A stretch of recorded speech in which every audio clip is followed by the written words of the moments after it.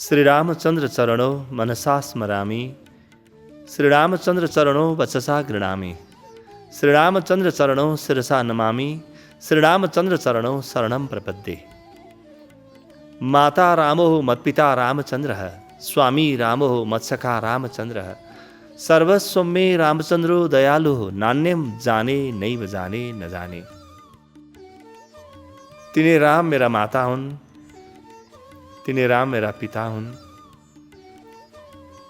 मेरो स्वामी पनि राम हुन्, सखा पनि राम हुन्।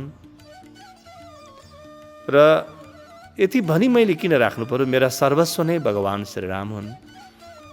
मैले यति जानेको छु, अरू केही पनि जान्दिनँ। नान्यम जाने नैव जाने न जाने। जो ब्रह्माण्डको कणकणमा बस्छ, रोम रोममा बस्छ, तपाईँ र मभित्र बस्ने त्यो एकमात्र तत्त्व भगवान रामलाई सम्झिँदाखेरि पनि हृदय परम आह्लादित हुन्छ।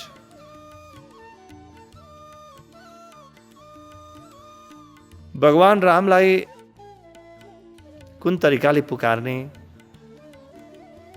कसरी उहाँको सुन्दर छविलाई आफ्नो हृदयमा धारण गर्ने, यसमा हजार हजार प्रयत्नहरू भए र ती प्रयत्नहरूलाई जहाँ सञ्चय गरियो, जहाँ सङ्ग्रहित गरियो, त्यो रामायण हो। तर रामायणको पनि अद्भुत आफ्नो कथा छ, किनभने यो पृथ्वीमा अहिले 50 भन्दा बढी रामायणहरू प्रचलित छन्, एउटा मात्र रामायण छैन।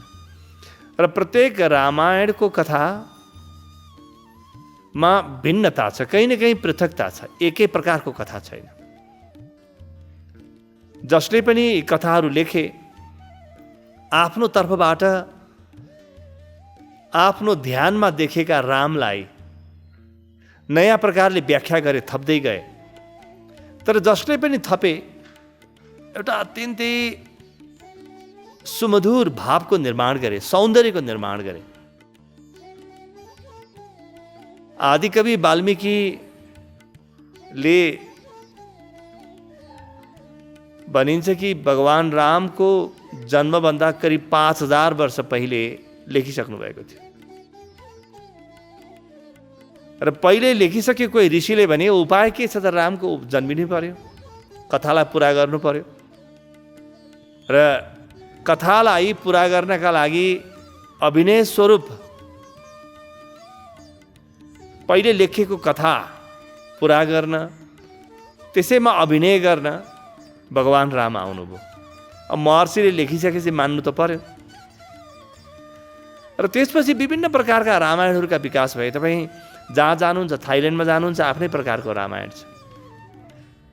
र त्यहाँ पनि एउटा दुईटा छैन। तपाईँ इन्डोनेसिया जानुहुन्छ, आफ्नै प्रकारको रामायण छ। इन्डोनेसियाको बालीमा जानुहुन्छ, आफ्नै प्रकारको रामायण छ। कम्बोडियामा जानुहुन्छ भने त्यहाँ पनि विभिन्न रूपहरू प्रचलित छन्। दक्षिण भारतमा जानुभयो भने त तपाईँ आश्चर्यचकित हुनुहुन्छ, हरेक प्रान्तको आफ्नो रामायण छ। र कथामा धेरै प्रकारका अन्तरहरू छन्। तर जतिसुकै अन्तर भए पनि त्यो एउटै भगवान श्रीरामको चर्चा छ, त्यसैको गुणगान छ, त्यसैको प्रशंसा छ। किनभने प्रशंसा गर्न लायक अरू कोही पनि छैन। त्यो एक सब ठाउँमा बसेको छ। अब यस्ता परम प्यारा, सबैको हृदयका धड्कन, यस्ता भगवान रामका विभिन्न पाटाहरू हामी पनि खेलाउँ। र मुख्यतः 4वटा पात्र रामायणमा भएका राम, भगवान राम, सीता माता, हनुमानजी र रावण, र यिनलाई जोड्ने लक्ष्मणजी, यिनका थोरै थोरै चरित्रहरू हामीले हेर्ने कोसिस गरौँ, हेर्ने प्रयास गरौँ। एकातिर भगवान रामको जीवन चलिरहेको थियो, लीला चलिरहेको थियो। अर्कातिर कुनै वनको कन्दरामा बसेर महर्षि वाल्मीकिले रामायण लेखिरहेको थियो। त्यो रामायण पनि महर्षि वाल्मीकिले किन लेखे, यसको पनि प्यारो कथा छ। आफ्ना शिष्यहरूसँग बसेका थिए। त्यतिखेर उनको मनमा एउटा प्रश्न उठ्यो, मान्छे यति दुखी छन् पृथ्वीमा, जताततै दुःख छ, तनाव छ, अशान्ति छ र मान्छेको मनभित्र पीडा छ। यी सारा कुरा निवारण गर्न सक्ने क्षमता कसमा होला त? को व्यक्तिमा होला? कि त्यस्तो कोही व्यक्ति होला, कि त्यस्तो कोही शक्ति होला जुन प्रकट भयो भने, जुन निराकारबाट साकार भयो भने यी सबै समस्याको समाधान हुन्छ त? र मुख्यतः जुन नकारात्मकताले पृथ्वीलाई घेरिरहेको थियो, यो नकारात्मकताबाट पृथ्वीलाई कसरी बाहिर निकाल्न सकिन्छ त? यो चिन्तन गरिरहेका थिए। महर्षिको चिन्तन यही हो। ऋषिहरूले के गर्छन्? ऋषिहरूले त्यो शक्तिलाई आह्वान गर्छन्, जुन शक्तिले सारा मनुष्यको समस्याको समाधान गर्न सकोस्। र कथाले भन्छ कि उनले सोच्दै मात्रै के थिए कि देवर्षि नारद प्रकट भए। उनले आफ्नो जिज्ञासा राखे। मलाई मेरो मनमा एक प्रकारको चिन्ता पनि आयो, चिन्तन पनि आयो देवर्षि, कि यस्तो सबै प्रकारका समस्याहरू समाधान गर्ने परम क्षमतावान कोही होला कि नहोला। त देवर्षि नारद बडो प्रसन्न मुद्रामा भन्छन्, चिन्ता नगर महर्षि, अब यी समस्याहरू धेरै लामो टिक्दैनन्। सबै समस्याहरू समाधान गर्न सक्ने र मनुष्यलाई उसको आनन्दको फेरि पनि स्मरण दिलाउन सक्ने राम चाहिँ भगवान विष्णुको 7औं अवतारको रूपमा आउँदैछन् धराधाममा। उनले भनेर त गए देवर्षि नारदले। भोलिपल्ट फेरि ब्रह्माजी प्रकट हुनुभयो र ब्रह्माजीले भन्नुभयो कि वाल्मीकि कथा तिमी आफैले लेख्नेछ। अब यति भनिसकेपछि त कथा त लेख्नु पर्यो। वाल्मीकिले कथा लेखे, भगवान रामले त्यो कथालाई पूर्णता दिनुभयो, त्यो कथाको अभिनय गर्नु। यो कथा भगवान रामको हो, तर राम सँगसँगै अरू पात्रहरू जुन छन् तिनको कथा पनि हो। अब साधकको रूपमा, साधना गर्ने व्यक्तिको रूपमा, ध्यान गर्ने, भक्ति गर्ने व्यक्तिको रूपमा मैले यी सबै कथाबाट के सिक्ने त? कहीँ धागो त होला नि, मैले समात्न सक्ने केही कुरा होला, कुनै एउटा बिन्दु होला जुन बिन्दुलाई म समात्न सक्छु।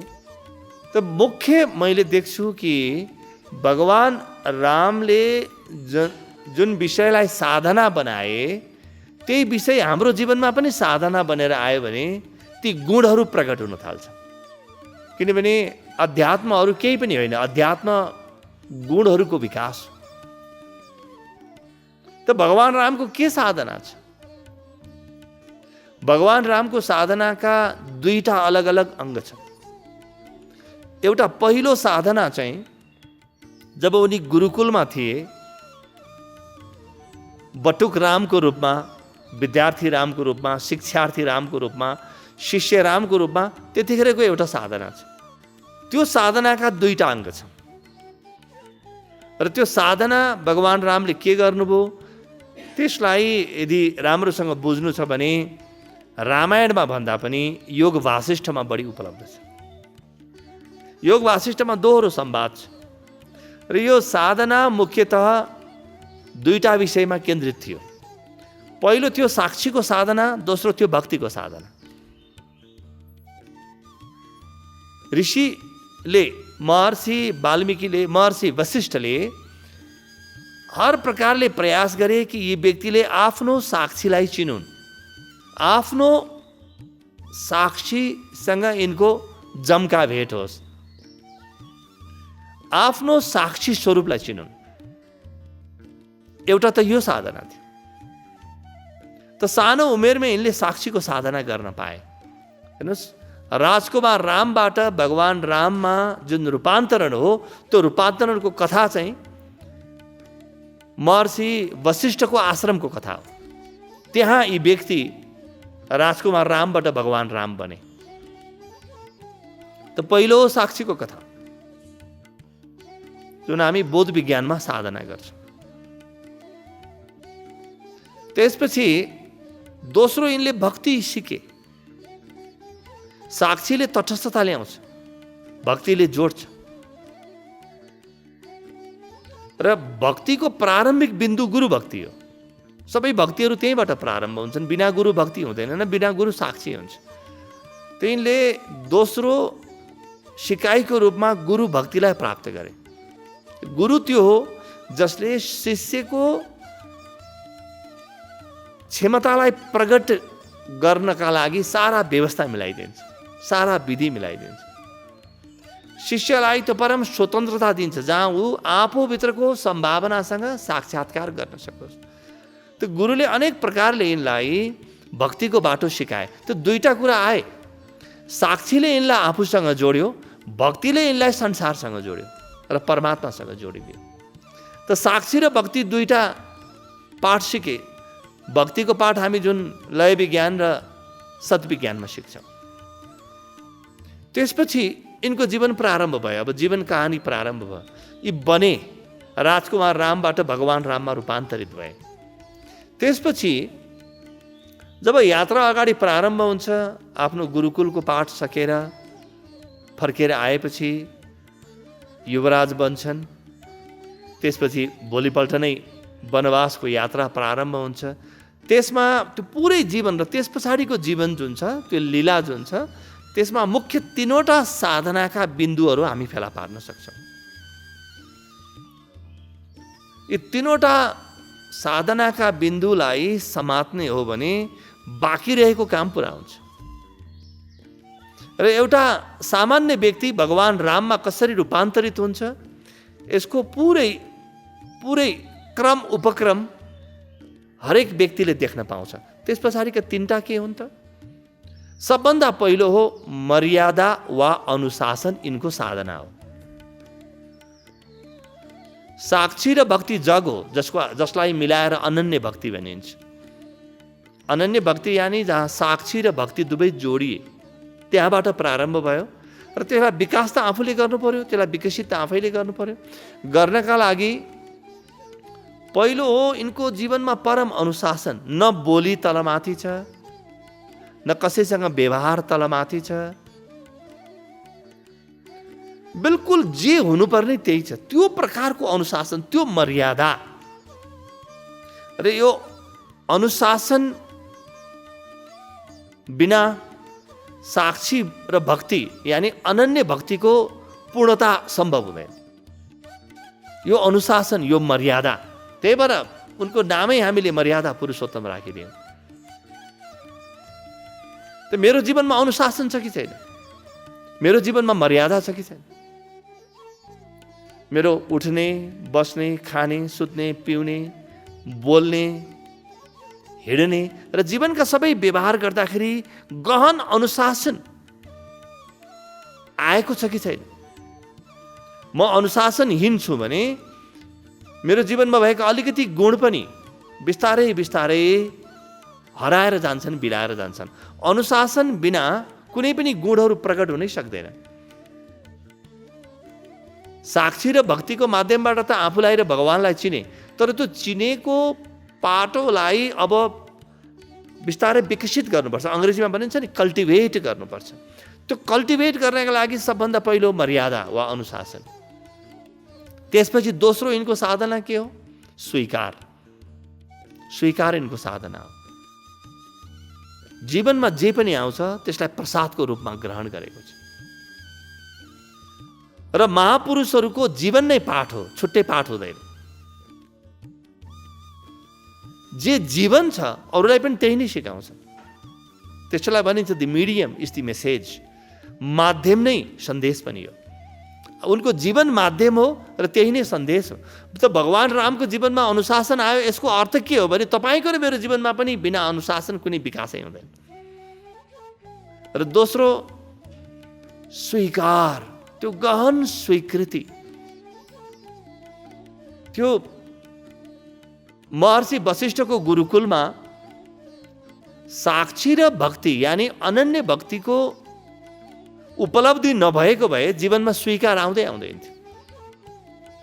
जब पिताजीको आदेश भयो तिमी वनवास जानुपर्छ भन्ने, त कहीँ पनि भगवान रामलाई मनमा ओहो यिनले त मलाई निष्कासन गर्न खोजे, यिनले मलाई बिगार्न खोजे, यिनले मलाई एक्लाउन खोजे भन्ने नै आएन। त्यो गहन स्वीकार त्यतिखेर जन्मिन्छ जब जीवनमा साक्षी र भक्ति जन्मिन्छ। र सँगसँगै त्यो अनुशासनको पाठले उनको जीवनमा त्यो गरिमा प्रकट भयो। र त्यो आदेशलाई उनले कहीँ तलमाथि गर्दै गरेनन् भने ओहो यो कत्रो मेरो लागि कृपा, पिताजी माताजी हजुरको आदेश त्यो मेरो लागि सर्वोपरि हो, मेरो लागि परम हो। त्यो हेर्नुहोस् त यो सहज स्वीकार व्यक्तिले आफ्नो जीवनका घटनाहरूलाई त्यतिखेर सहज रूपमा स्वीकार गर्न सक्छ जतिखेर उसको जीवनमा परम आत्मविश्वास आउँछ र साक्षी अनि भक्ति बिना आत्मविश्वासै जन्मिँदैन। कसैले मलाई बिगार्न सक्छ भन्ने लाग्दैन।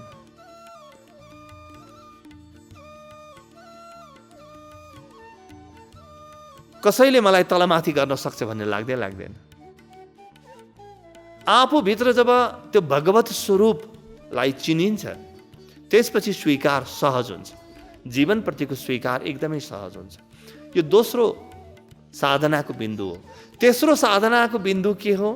तेस्रो साधनाको बिन्दु हो वीरता, शौर्य। यिनको जीवनमा कहीँ पनि पलायन नै छैन, कहीँ भागेकै छैन। जहाँ पनि एउटा हिम्मत छ, एउटा साहस छ, एउटा जोश छ, एउटा जुनून छ। र त्यो जुनून, त्यो साहस, त्यो जोशका साथ जीवनमा पेश आएको। सब गुफा पसे होला साधनाका लागि, त्यसपछि यिनले साधनाका लागि गुफा पस्नु जरुरी मानेनन्। युद्ध मैदानमा पनि आफ्नो साधना सदा देखे। ऋषिहरूको कुटीमा पनि देखे, वनमा अरण्यमा पनि देखे, प्रेममा पनि देखे, घृणामा पनि देखे। सबमा आफ्नो वीरतालाई यिनले प्रकट गरे। त्यो साधनाका मुख्य 3टा बिन्दु, पहिलो हामीले भन्यौँ अनुशासन या मर्यादा, दोस्रो स्वीकार र तेस्रो वीरता यानी साहस, मणिपुर चक्र। यिनका साधनाका बिन्दुहरू। यी साधनाका बिन्दुले गुरुकुलमा जुन ध्यान र भक्ति जन्मिएको थियो त्यसलाई जीवनमा रूपान्तरित गरिदियो र रामचरित्र बन्यो। होइन भने साधना मात्रै बन्छ, चरित्र चाहिँ बन्दैन। चरित्र बन्नका लागि त जीवनमा अनुशासन, सहज स्वीकार र वीरता चाहिन्छ। त्यो भित्रको साधना, ध्यानको गहिराईमा जुन अनुभूति 16 वर्षको उमेरसम्ममा यिनले गरिसकेका थिए महर्षि वशिष्ठको आश्रममा, त्यो अनुभूतिलाई बाहिर प्रकट गरेर जीवनमा व्यक्त गर्न सजिलो भयो साधनाका यी 3टा बिन्दुले। त्यस कारणले हामी पाउँछौँ कि भगवान राममा नदेखिने कुनै सद्गुणै छैन। हरेक गुण यिनको जीवनमा छ। र कहाँसम्म गुण छ? यिनले आफ्नो बाटोमा जे आउँछ त्यसलाई कति सहजताका साथ लिन्छन् भने बाँदर, भालु, लोखर्केहरूलाई आफ्नो सेना बनाएर युद्धमा जान पनि तयार हुन्छन्। तिनीहरूलाई त्यसमा पनि डर छैन। त्यो वीरता त्यही छ, त्यो अनुशासन छ जीवनको, त्यो वीरता छ र जीवनको सहज स्वीकार छ। 3टा मुख्य बिन्दु, त्रिवेणी, साधनाका त्रिवेणी।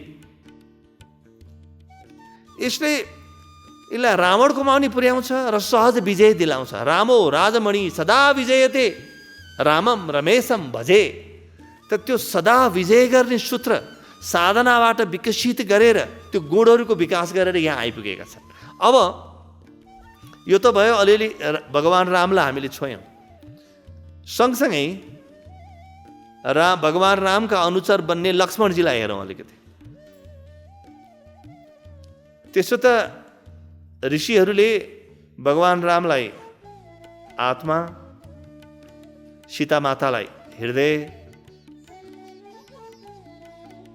लक्ष्मणलाई मन, रावणलाई शरीर र हनुमानलाई ध्यानको रूपमा पेश गरे। पुरै पात्रहरू यसरी निर्माण भएका छन्, यी अलग अलग पात्रहरू। अब यसमा लक्ष्मणजी जहिलेसुकै भगवान रामसँग सँगै छन्। मेरो मन चाहिँ मेरो आत्माले भनेको मानिरहेको छ। मेरो मनले कहीँ तलमाथि गरेको छैन। मन के गरेको छ? मन आत्मासँग एकाकार छ। त्यो एकाकारको घटना हो यो। कहीँ कतै भगवान रामले एउटा कुरा भन्ने, लक्ष्मणले अर्को कुरा गर्ने कहीँ तपाईँले भेट्नुहुन्न, देख्नुहुन्न। त मनको यस्तो तालिम हेर्नुहोस्, लक्ष्मण के हुन् भने मनको यस्तो तालिम जहाँ मन चाहिँ भित्रको अन्तस्प्रेरणाबाट बाँच्छ। त्यसलाई के भनिन्छ? जब मन आन्तरिक प्रेरणाबाट बाँच्छ, भित्रको आत्मा नै राम हो, आत्मा राम। जब त्यहाँबाट मन बाँच्छ, त्यहाँबाट मन परिचालित हुन्छ, त्यो मन रहँदैन, मन विवेक बन्न जान्छ। अब यो विवेक हो। लक्ष्मणजी विवेकको रूपमा देखा परे, किनभने त्यो मन संसारतिर फर्कियो भने, त्यो मन भने चतुर्याई बन्न जान्छ र चतुर्याईले धेरै ठुलो समस्या ल्याउँछ जीवन। त्यो मन भित्रको आत्माको रामतिर फर्कियो भने त्यो विवेक बन्छ। त्यसकारणले हनुमानको जीवनमा जुन ध्यानको माध्यमबाट भएको छ, लक्ष्मणजीको जीवनमा खाली एकाकारबाट त्यही सम्भव भएको छ। अब लक्ष्मणजीको जीवनमा ध्यान पनि कस्तो छ? उनी सुत्दैनन्। किन सुत्दैनन्? कि आफ्ना मालिकको रक्षा गर्नु छ। आफ्ना मालिकको रक्षा गर्न, आफ्ना दाईको रक्षा गर्न, आफ्ना गुरुको रक्षा गर्न। भगवान रामका अनेक भूमिका छ लक्ष्मणजीको जीवनमा। गुरु पनि हुन्, दाई पनि हुन्, मालिक पनि हुन्, स्वामी पनि हुन्। र लक्ष्मणजीले आफ्ना सबै भूमिकाहरू स्वीकार गरेका छन्। त्यो दासतालाई पनि स्वीकार गरेका छन्। अब लक्ष्मणजीको एउटा स्वाभाविक प्रगति छ जीवनमा। करिब करिब रामायण सकिँदा लक्ष्मणजी पनि राममा रूपान्तरित हुन्छ। त्यो साधना, त्यो अनुशासन लक्ष्मणजीको जीवनमा आएको छ। र एउटा सानो प्रसङ्ग लक्ष्मणजीको जीवनमा, जसले लक्ष्मणजीलाई एकदमै उजागर गरेर ल्याउँछ। जब यिनी जङ्गलमा पसे, भगवान रामको पछि लागेर, कथाले भन्छ कि पहिले भगवान राम अघि लागे, बीचमा सीताजी आइन् र त्यसपछि लक्ष्मणजी पछि हिँडे। तर सीताजी कसरी हिँड्थिन् भने सीताजीलाई हिँड्ने एकदम बडो सहज तरिका आएको थियो। त्यो तरिका के हो भने यी राम जहाँ हिँड्छन्, जहाँ खुट्टा टेक्छन्, रामका चरणहरू जहाँ पर्छन्, आफ्ना चरण पनि त्यहीँ लगेर राख्थेन। त्यसो गर्दा के भयो भने लक्ष्मण त पछाडि थिए, सीताले बाटो छेकिदिन्, राम देखिँदै नदेखिने भए। अर्को दृष्टिले हेर्दाखेरि लक्ष्मणजी जीवात्मा हुन्, राम भगवान हुन्, पुरुषोत्तम हुन्, र सीताजी कहीँ बीचमा अहङ्कारको रूपमा देखा परे। यी अलग अलग भूमिका निर्वाह गर्छन् प्रत्येक पात्रले। अब त ऋषिहरूले देखे, यिनी हिँडिरहेका थिए। लक्ष्मणजी अनेक प्रयास गर्छन् कि म रामलाई देखौँ, तर रामलाई देख्दैनन्। यिनी सीताजी बीचमा योगमाया बीचमा आएकी छन्। त्यो एउटा ऋषिले देखे, लक्ष्मणजीको मनलाई पढे, ओहो यी त रामसँग भइकन पनि रामको दर्शन पाएका छैनन्। जीवात्माले भित्र लुकिएको पुरुषोत्तम, भित्र लुकिएको भगवान देख्नै सक्दैन। बीचमा कहीँ माया आएको छ। त सिकाइदिए, ऋषिले आएर दौडेर आएर सिकाइदिए लक्ष्मणलाई। भने लक्ष्मणजी, तिमीलाई रामको दर्शन गर्नु छ नि, त रामको दर्शन गर्ने सजिलो तरिका छ। तिमी के गर भने सीताले जहाँ आफ्ना चरण राख्छिन् त्यहाँ नराख, अलग ठाउँमा जाऊ त, अलिकति हटेर हेर त। अलिकति हटेर हेर्ने बित्तिकै भगवान रामको पुरै दर्शन लक्ष्मणजीलाई प्राप्त भयो। यसको अर्थ के हो? कसरी म अहङ्कारको बाटोबाट हट्न सक्छु, कसरी म मेरा पुराना आदतहरूलाई तोड्न सक्छु। आदतले हामीलाई बन्धन बनाएको छ। त्यो भगवान राम लुकेका छन्, देखिँदैन। बीचमा सीताजी आएकी छन्, त्यही पनि पिठ्यौँ देखाएकी छन्, अनुहार छैन। हिँड्दाखेरि पछाडिबाट त पिठ्यौँ नै देखिन्छ। र यी राम लुकेका छन्। बीचमा योगमाया आएकी छन्, बीचमा प्रकृति आएकी छन्, परमात्मा लुकेका छन्। त अलिकति प्रकृतिबाट हटेर हेर्नुहोस् त, आफूभित्रको ध्यानको एउटा कुनामा गएर हेर्नुहोस्, आफ्नो आत्मगुफाको एउटा कुनामा गएर हेर्नुहोस् त, त्यहाँबाट तपाईँको रामलाई रोक्ने प्रकृति छँदै छैनन्। त्यहाँ आत्मगुफाको दोस्रो तल जहाँ हामी बोध विज्ञानमा पुग्छौँ, त्यहाँबाट हेर्दाखेरि, त्यो दोस्रो तलबाट हेर्दाखेरि त्यहाँ कुनै योगमायाको कुनै प्रकृतिको बाधा नै छैन। सिधै रामको दर्शन प्रारम्भ हुन्छ, साक्षात्कार प्रारम्भ हुन्छ। यी हुन् लक्ष्मण। अब अलिकति सीताजी स्वयंलाई खोतलौँ, सीता मातालाई। यिनको जीवन बडो अनौठो छ। अनौठो के मामलामा छ भने नि, आफूलाई यति समर्पित गरिदिएको छ कि भगवान रामको अथवा आफ्ना पति रामको छाया बन्न कहीँ पनि समस्या छैन। आफ्नो कुनै छुट्टै घोषणा नै छैन। जब हाम्रो हृदय भित्रको चेतनासँग पूर्ण रूपमा एकाकार भयो र हृदयले आफूलाई कहीँ अलग नै पाउँदैन, हृदयमा त्यो चेतनाको आवाज जन्मियो, त्यो बीज ब्रह्म, त्यो ओमकार स्वरूप परमात्मा जब हृदयमा प्रकट भयो, त्यहाँबाट सीताजी बन्छन्। र सीताजीले जति पनि भूमिका निर्वाह गरेकी छन्, त्यो अलग अलग भूमिकाहरू छन्। एकदमै गहिरो अध्ययन र साधना चाहिन्छ रामायणलाई बुझ्न। होइन भने हामी कथा कुतुङ्ग्रीमा जीवनलाई सीमित गर्छौँ। त्यहाँ हामीले हेऱ्यौँ भने सीता माताको पनि रूपान्तरण चलिरहेको छ। बिस्तारै त्यो रूपान्तरण गहिरो भक्ति हुँदाहुँदै परम एकाकारसम्म पुगेकी छन्। अग्नि परीक्षाले उनलाई आफूलाई त्यो जलाइदियो, राम मात्रै रहे बाँकी, त्यहाँसम्म उनको एकाकार छ। त अन्ततः गत्वा सीताजी पनि राम बन्छन्। रावणको आफ्नो कथा छ। अहिलेसम्म हामीले भगवान रामलाई हेऱ्यौँ, लक्ष्मणजीलाई हेऱ्यौँ, सीता मातालाई हेऱ्यौँ, तिनटै राम बने। रावणको कथा के छ कि रावण बडो अद्भुत छन्। यिनको प्यास थियो कतै म रामको हातबाट मर्न पाऊँ भन्ने। रामको हातबाट त हर कोही मर्छ, रामको हातबाट मरे पो मर्नु हो त हेर्नुहोस् त। यिनको जीवनको अपेक्षा कस्तो होला, कस्तो भक्ति होला, राम भक्ति कस्तो होला कि म उसैको हातबाट मर्न पाऊँ। र यसरी शत्रुताको निर्माण गरेको छ कि राम बाहेक केही पनि याद आउँदैन। त ऋषिहरूको यो एउटा दृष्टान्त हो कि तपाईँले शत्रु नै बनाउनु छ भने पनि भगवानलाई बनाउनु। तदर्पिता खिलाचारता सन् काम क्रोध विमानादि तस्मिन् नैव करणीयम। नारद भक्ति सूत्र। देवर्षि नारद भन्छन्, तिमीले भगवानको भक्ति प्रारम्भ गरेपछि, ध्यान प्रारम्भ गरेपछि रिसाउनै पर्नेछ भने पनि, अहङ्कारै गर्नु छ भने पनि भगवानसँगै गर। तस्मिन् नैव करणीयम।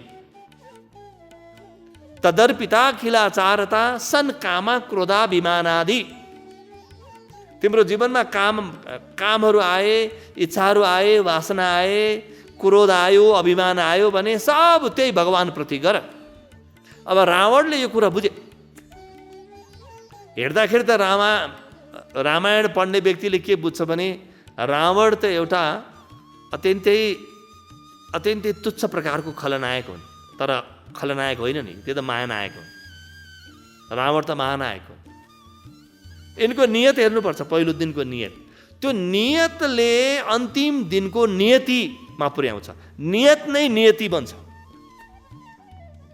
नियत जे छ त्यो नियति बन्छ। The intention becomes the destiny. यो रावण हो। यिनको नियत के थियो? म रामको हातबाट मर्न पाऊँ, बस नियत त्यति नै थियो। त्यसका लागि यिनले भने मसँग कस्ता प्रकारका गुण छन्, मसँग नकारात्मक गुण छन्, मलाई रिसाउन आउँछ, झगडा गर्न आउँछ, त ठिक छ, म त्यही गुण प्रयोग गर्छु। अब त जसरी पनि रामको परायण बनेको छ, ममा कस्ता प्रकारका गुण छन्, म कामी छु, क्रोधी छु, लोभी छु, ठिक छ, जस्तो छ त्यसै सही। त्यसैबाट मैले यात्रा प्रारम्भ गरेर पनि रामकोमा पुग्न सक्छु। अब यी रावणका 10वटा टाउका छन्, त्यही भएर शिर छन्, त्यही भएर यिनको नाम दशानन भयो। 10वटा शिर के हुन्? काम, क्रोध, लोभ, मोह, मद, मात्सर्य, मन, बुद्धि, चित्त, अहङ्कार। यति 10वटा नाम भएका 10वटा शिर छ। यो भनेको के हो? ठिक सांसारिक छ नि व्यक्ति, र यिनलाई आफ्नो काम, आफ्नो लोभ, आफ्नो क्रोध स्वीकार छ। भन्छन् म यसैको माध्यमबाट भगवान्लाई भेट्छु। ल हेर्नु न, उनको यात्रा बडो अद्भुत छ। रावणको यात्रा सबभन्दा कठिन साधना रावणको छ। योभन्दा धेरै सजिलो साधना हो लक्ष्मणको, सीताजीको, हनुमानको। वाल्मीकिको साधना गुफामा बसेर गरेका छन्। रावणको साधना त उनलाई शत्रु बनाएर, रामलाई शत्रु बनाएर युद्धमा आम्ना सामना गरेका छन्, र पुरै परिवार स्वाहा हुन दिएका छन्। भाइहरू सबै मरेका छन्, छोराहरूको हत्या भएको छ, आफ्नो राज्य पुरै सिद्धिएको छ, र पनि आफ्नो अहङ्कार नचढाइकन उसका शरणमा गएर आफू विलिन नभइकन उनलाई राजी नै छैन। यी जुन 10वटा शिरहरू छन् रावणका, यी अद्भुत छन्। यी प्रत्येक शिर काटिन्छन् बिस्तारै। काम, क्रोध, लोभ, मोह, मद, मात्सर्य, मन, बुद्धि, चित्त, अहङ्कार, यी सब शिरहरू काटिन्छ। शिर छेदन त हुनै पर्छ, र जानी आफ्नो शिर समर्पित गरिदिएको छ।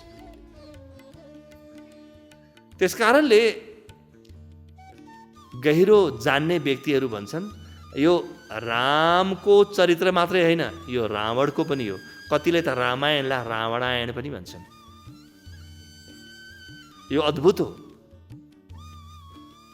कि नकारात्मक गुणहरूबाट पनि परमात्मासम्मको यात्रा सम्भव हुन्छ। यो सबैभन्दा सुन्दर दृष्टान्त त यसमा रामायणै हो। किनभने रावण जतिको बलवान खलनायक अर्को छैन। त्यो सारा बल भगवान रामको नजिक जानका लागि उनले प्रयोग गरेका छन्। हर प्रकारको बल प्रयोग गरेका छन्। त्यो हेर्नुहोस् त, त्यो पारायणता कस्तो छ, त्यो भक्ति कस्तो प्रकारको छ, कति उच्च प्रकारको छ। अब यी सबैको पात्रता, यी सबैको जीवनको विकास हेर्ने हो भने अन्तमा हेर्नुहोस्, रावण चाहिँ जब भगवान रामको हातबाट यिनको मृत्यु भयो, त्यसपछि कथाले भन्छ कि यिनी भगवान राममा गएर समाहित भए। राम यिनी अन्तमा मात्रै बने।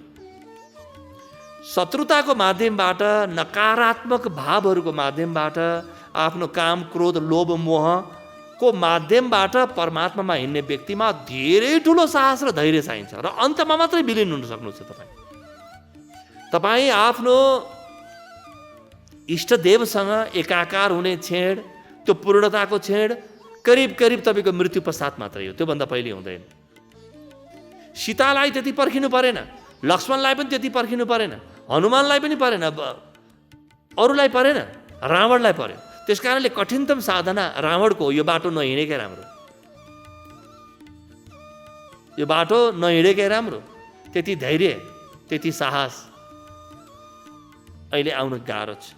अब थोरै हनुमानजीलाई हेरौँ, हनुमानजीलाई कोट्याएर हेरौँ, किनभने सबको राम बन्ने कथा हो यो। अन्तमा त सबै राम बन्नु नै पर्छ। तपाईँ म सबै राम बन्नै पर्छ। आफ्नै प्रकारको साधना पद्धतिबाट त्यहाँ पुग्नै पर्छ। हनुमानजी आफू सर्वसमर्थ थिए। यसलाई नआउने केही पनि थिएन, यिनले नसक्ने केही पनि थिएन। यिनको बलको कुनै हिसाब थिएन, कुनै सिमाना थिएन। तर पहिलो पटक जब राम लक्ष्मणसँग यिनको भेट भयो, यिनले आफ्नो बल चाहिँ यी दुईटा भाइहरूलाई दुईटा काँधमा बोकेर सुग्रीव कहाँ पुर्याउन प्रयोग गरे। ल हेर्नुहोस्, मसँग धन होला, मसँग सम्पत्ति होला, मसँग यौवन होला, मसँग शक्ति होला, मसँग सम्बन्धहरू होलान्, मसँग विभिन्न प्रकारका सम्पत्तिहरू होलान्, तर के ती सम्पत्ति मैले भगवानलाई बोक्न प्रयोग गरेको छु? तो पहिलो चरणमै हनुमानजीको कथा जब प्रारम्भ हुन्छ, राम लक्ष्मणसँग भेट, त्यतिखेरै थाहा हुन्छ कि यी रामको रूपमा विकसित हुँदैछन्। अब त्यतिखेरै थाहा हुन्छ। सबै कुरा यिनलाई समर्पित गरिदिएका छन्। यिनको आफ्नो बल अद्भुत थियो, तर के भन्छन्? जय श्री राम। सब भगवान राममा चढाइदिएको छ, आफ्नो केही पनि राखेको छैन। र भन्छन् दुर्गुण जति जम्मै मेरा, सद्गुण जति जम्मै रामका। र यिनको कथाले शिखर कहाँनिर छुन्छ? धेरै मान्छेलाई लाग्छ कि यिनले सीताजीलाई खोजे, त्यो शिखर हो, लङ्का दहन गरे, त्यो शिखर हो। सञ्जीवनी बटी लिएर आएर लक्ष्मणजीलाई बचाए, त्यो यिनको जीवनको शिखर हो। पछि यिनले आफ्नो हृदय च्यातेर सीतारामलाई हृदयमा देखाए, त्यो शिखर हो। त्यस्तो लाग्छ धेरैलाई, तर मेरो दृष्टि अलिक फरक छ। म चाहिँ कुन मार्गको पथिक हुँ भने 24 घण्टा राम याद आउनुपर्छ, दुःखमा पनि सुखमा पनि। मेरो जीवनको दृष्टिकोण चाहिँ यो हो। साधना यो बन्नुपर्छ, 24 घण्टा ऊ याद आओस् जसरी पनि।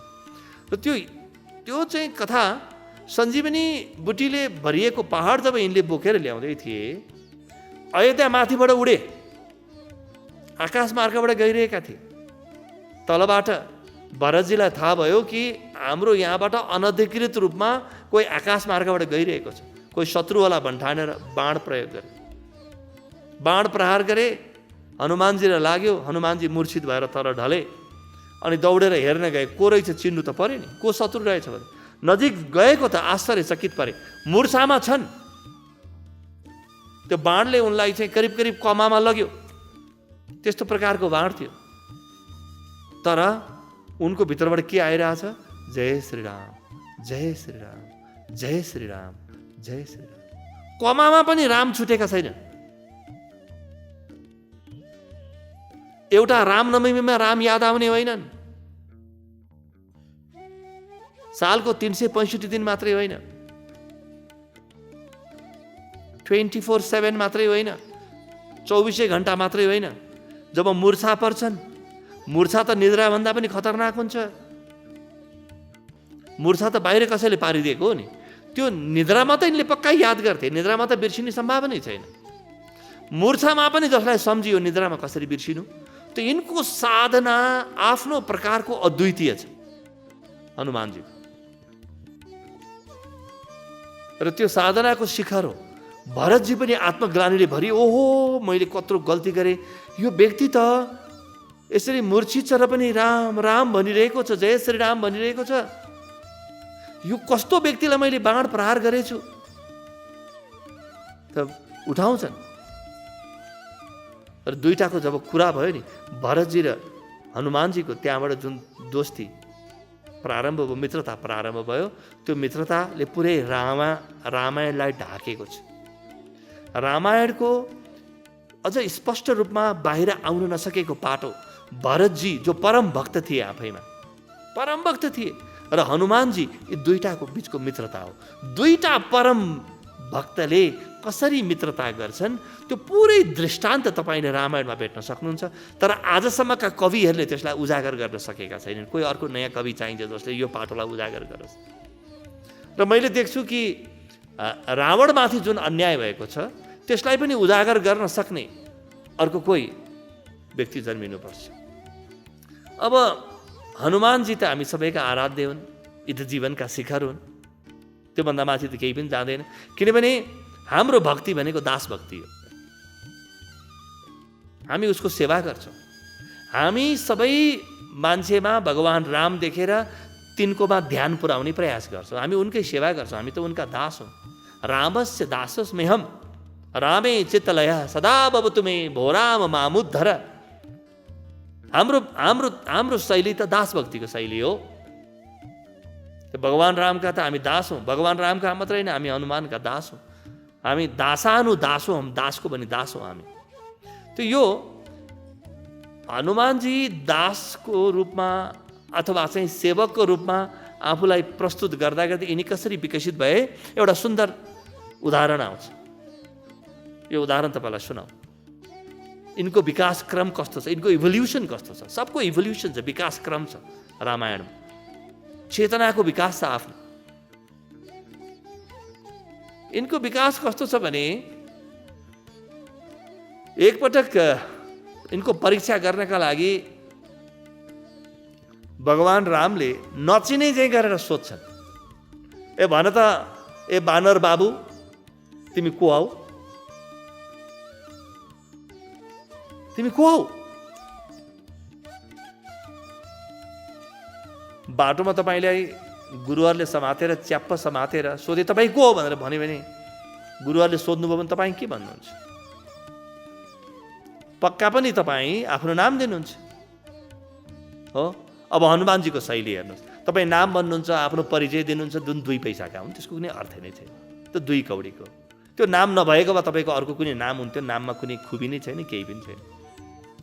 यी सारा नामहरू नक्कली हुन्, सारा परिचय नक्कली हुन्, बायोडाटा नक्कली हो, त्यसको केही अर्थ छैन यो बाटोमा। तर हनुमानजीले आफ्नो परिचय कसरी दिन्छन् हेर्नुहोस् ल, उनकै शब्दमा सुनाउँछु। देह बुद्ध्या तो दासोस्मि, भाव बुद्ध्या तो दांसकः, आत्मबुद्ध्या तुमेवाहम इति मे निश्चिता मतिः। हे प्रभु, तिमीले मेरो परिचय सोध्छौ, ल सुन। यदि मैले आफूलाई देहको रूपमा स्वीकार गरेँ भने म तिम्रो दास हुँ। मेरो शरीर बस तिम्रो सेवा गर्न लाग्छ, त्यति मात्रै। मेरो परिचय त्यही नै हो, मेरो छुट्टै कुनै परिचय छैन। म आएम हनुमान भनेनन्, म अञ्जनेय हुँ पनि भनेनन्, म केसरी नन्दन हुँ पनि भनेनन्, म पवन पुत्र हुँ पनि भनेनन्। ल हेर्नुहोस् परिचय, गुरुले कसरी तपाईँको परीक्षा लिन्छ। हनुमानजीको जीवनमा भगवान राम गुरु पनि बनेर आएका छन्, स्वामी पनि बनेर आएका छन्, र गुरु र स्वामी एउटै हो, त्यही व्यक्ति हो, कोही अलग आउँदै आउँदैन। त हनुमानजी भन्छन् देह बुद्ध्या तु दासोहम। यदि मैले भगवान तिमीलाई म देह हुँ भनेर भने, म शरीर हुँ भनेर भने त्यो शरीरको पनि के अर्थ छ? म त तिम्रो दास हुँ। अब यो बडो अचम्मको श्लोक छ। यो श्लोकले आजसम्म जति पनि अध्यात्मको विकास भयो सबै विकासलाई समाहित गरिदिन्छ। तपाईँलाई सुनाउँछु म कसरी समाहित गर्छ। अध्यात्मको आफ्नो इतिहास छ के एउटा। अध्यात्म जसरी विकसित भयो, आद्य शङ्कराचार्यभन्दा पहिले अध्यात्म जे थियो, आद्य शङ्कराचार्यसँग अध्यात्म जे बन्यो, त्यसपछि रामानुजाचार्यसँग अध्यात्म जे बन्यो, त्यसपछि हुँदाहुँदै आएर चैतन्य महाप्रभुसँग अध्यात्म जे बन्यो, रामकृष्ण परमहंससँग जे बन्यो, र आज जीवन विज्ञानसँग अध्यात्म जे बन्दैछ, त्यो सबैको दृष्टान्त एउटै श्लोकमा छ। देह बुद्ध्या तु दासोस्मि। यदि मेरो शरीरलाई सोध्यौ भने, मैले आफूलाई चाहिँ शरीर हुँ भन्ठाने भने म तिम्रो दास हुँ। भाव बुद्ध्या तो दांसकः। यदि मैले मलाई चाहिँ हृदय हुँ, भावना हुँ भने म त तिम्रै अंश हुँ। तिमी मलाई जीवात्मा हौ, मैले तिमीलाई म जीवात्मा हुँ भनेर भने म तिम्रो अंश हुँ। जीवात्मा म तिम्रो अंश हुँ। त मैले देहको रूपमा आफूलाई स्वीकारेँ कि हनुमान त देह होस् भन्ने स्वीकारेँ भने तत्काल सेवामा लाग्छु। यदि मैले आफूलाई भावको रूपमा, हृदयको रूपमा स्वीकारेँ भने म तिम्रो अंशको रूपमा। अब पहिलो के हो? देह बुद्ध्या भनेको के हो? द्वैत, द्वैतवादी जति पनि सिद्धान्तहरू छन्, ती सबै सिद्धान्तहरू यो श्लोकको पहिलो भागमा अटे। हेर्नु न, यो श्लोकले कस्तो अद्भुत काम गरेको छ। मनुष्यको चेतनाको परम उचाइ यसले व्यक्त गर्छ। र भाव बुद्ध्या तुदांसका। यदि मलाई चाहिँ भाव अथवा हृदयको रूपमा मैले तिम्रो अगाडि परिचित गराएँ प्रभु भने म तिम्रो अंश हुँ। यो चाहिँ के हो? विशिष्टाद्वैता। यो विशिष्ट द्वैत हो। यो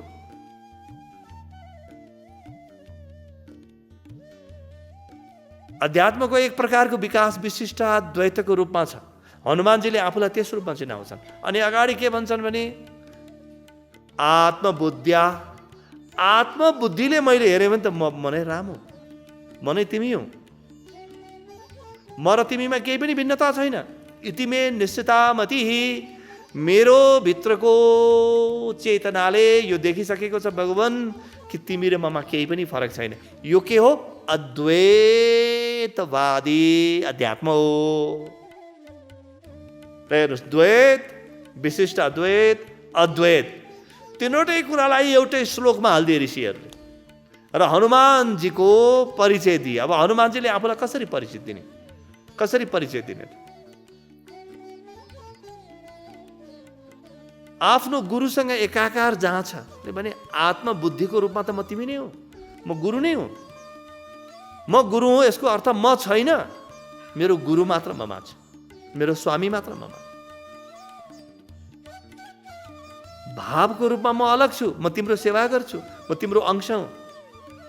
तर देहको रूपमा त म पुरै सेवा मात्रै गर्छु, मेरो कुनै अलग अस्तित्व नै छैन। यो एउटा श्लोकले पुरै हनुमानजीलाई उजागर गरेर त्यो परम भक्तको रूपमा मात्रै नभएर रामसँग एकाकार भएको, आफै राम बनेको एउटा व्यक्तिको रूपमा चित्रित गरेको छ यो एउटा श्लोक। र यसरी हनुमानजी पनि राम बन्छन् अन्ततोगत्वा। यहाँ अरू पनि लुकेका कथाहरू छन्, धेरै कथाहरूतिर म जान्न, किनभने हाम्रो लागि आजका लागि समय सकिँदैछ। सानो एउटा उदाहरण लिन्छु म, जसलाई खलनायकको रूपमा प्रस्तुत गरिएको छ र त्यो परिचयसँग म पटक्कै राजी छैन, ती माता कैकेयीको। अर्को एउटा उजागर हुन बाँकी, कविहरूले, साहित्यकारहरूले, ऋषिहरूले अझ आफ्नो ध्यान लैजान बाँकी, कलम चलाउन बाँकी पाटो भनेको, व्यक्तित्वको त्यो पाटो भनेको माता कैकेयीको। कैकेयी माता आफू खलनायक बन्न तयार छिन् र यिनले रामलाई राजा हुनबाट रोकिन् र भगवान बनाइदिन्। राजा हुनबाट रोकिन्, यिनलाई थाहा थियो र रामलाई पनि थाहा थियो कि माता कैकेयी र रामको यस्तो सम्बन्ध थियो कि सबैभन्दा बढी प्रेम माता कैकेयीले रामलाई गर्थिन्। र रामलाई पनि थाहा थियो कि उनले जति पनि प्रेम पाउँछन् त्यसमा सर्वोत्कृष्ट प्रेम चाहिँ माता कैकेयीको, कान्छी आमाको प्रेम। र आफ्नो प्रेमी, आफू जसलाई प्रेम गरिन्छ नि, चाहे त्यो पतिको रूपमा होस्, पत्नीको रूपमा होस्, पिताको रूपमा होस्, पुत्रको रूपमा होस्, जुनसुकै होला, आफ्नो प्रेमास्पद, आफ्नो प्रेम पात्रको खुसीका लागि, उसको विकासका लागि आफू खलनायक बन्न तयार हुने पात्र हुन् माता कैकेयी। यिनलाई थाहा थियो कि यी ब्रह्माण्ड नायक हुन्, तर यी ब्रह्माण्ड नायकलाई राजा हुन दियो, राजगद्दीमा हालिदियो भने त सिद्धिहाल्यो नि जीवन। अब के बाँकी रह्यो त यिनको? राजाको कुनै गौरव, कुनै गरिमा हुन्छ? यिनले देखिन् कि यिनको जुन व्यक्तित्व छ त्यो व्यक्तित्व कहिले पनि बाहिर आउँदैन। यिनले आफू खलनायक बनेर, खलनायिका बनेर, पुरै भिलेन बनेर, दुईटा मुख्य भिलेन, एउटा रावण अर्को कैकेयी, त्यसरी बन्न तयार भएर यिनले रामलाई वनवास पठाइदिन् र आफ्ना पुत्रलाई राजगद्दीमा हालिदिन् कि तिमी राजाको रूपमा उनैको सेवा गर। यो अद्भुत पात्र माता कैकेयीको यो चरित्र उजागर हुन बाँकी छ। तर तपाईँले मैले जीवनमा यसलाई हेऱ्यौँ भने तत्काल थाहा हुन्छ कि मैले जसलाई प्रेम गर्छु उसको खुसीको लागि म मेरो अहङ्कारलाई बलिदान दिन तयार छु कि छैन। यो त्यो कथा हो। मित्रहरू, यसरी हेर्नुहोस्, यो रामायणका विभिन्न पात्रहरूलाई हामीले हेऱ्यौँ, तर मभित्र पनि कुनै पात्र त होला नि। मभित्र के छ? कैकेयी छ, रावण छ, त्यही सही, त्यहीबाट रामसम्म पुग्न सकिन्छ। हनुमान छन् त्यही सही, लक्ष्मण छन् त्यही सही, सीता छन् त्यही सही, जसरी पनि पुग्नु त्यही छ। रामन नास्ति परायणम परतरम। रामको पारायण बन्नु छ, राम ओरिएन्टेड हुनु छ, रामतिर फर्किनु छ जसरी पनि। र राम नमिले हामीलाई यही साधना पद्धति सिकाउँछ। कसरी फर्किने? अब जहाँबाट भए पनि प्रारम्भ गर्न सक्नुहुन्छ। कैकेयी त राम बनिन् अन्तमा, रावण त राम बनी भने तपाईँले मेरो हैसियत त अलि राम्रै होला नि त्योभन्दा पनि। त कहीँ न कहीँबाट हामी प्रारम्भ गरौँ र त्यहीँ पुगौँ। रामनवमीको पाठ यही हो। हामी सँगै बसेर यहाँ गरिने साधना पद्धतिमा कहीँ कतै आफूभित्र लुकेको राम र मेरो भविष्य, मेरो भगवान श्री रामलाई हामी खोज्ने प्रयास गर्छौँ। यहाँहरूको जीवनमा पनि भगवान रामको यो नवीनतम छवि उजागर होस् र तपाईँले पनि आफ्नो राम चिन्नुहोस्, आफ्नो रामलाई घर लिएर जानुहोस्, आफ्नो रामलाई मन्दिरमा नछोड्नुहोस्, आफ्नो रामलाई हृदयमा राख्नुहोस्। यही भावका साथ म मेरो वाणीलाई यहीँ विश्राम दिन्छु। हरि ओम तत्सत।